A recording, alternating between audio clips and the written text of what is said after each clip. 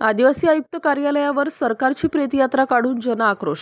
आदिवासी आश्रमशाळेतील वर्ग 3 व वर्ग 4च्या कर्मचाऱ्यांचाच सेवा सुरक्षेसाठी व बाह्य स्रोतांद्वारे शिक्षक पदभरतीचा जो शासन निर्णय काढलेला आहे तो तात्काळ रद्द करावा या मागणीसाठी आंदोलन गेले 36 दिवस आदिवासी विकास नाशिक आयुक्त कार्यालय येथे सुरू आहे।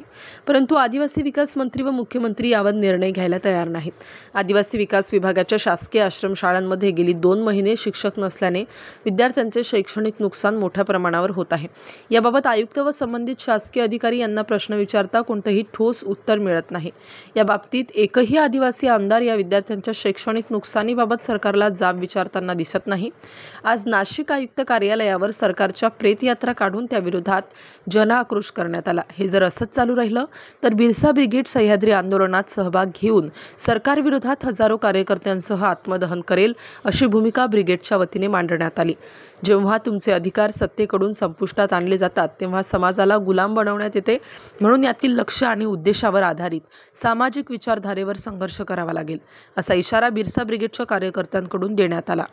स्टार न्यूज नाशिकसाठी प्रतिनिधी गणेश लहामटे, इगतपुरी।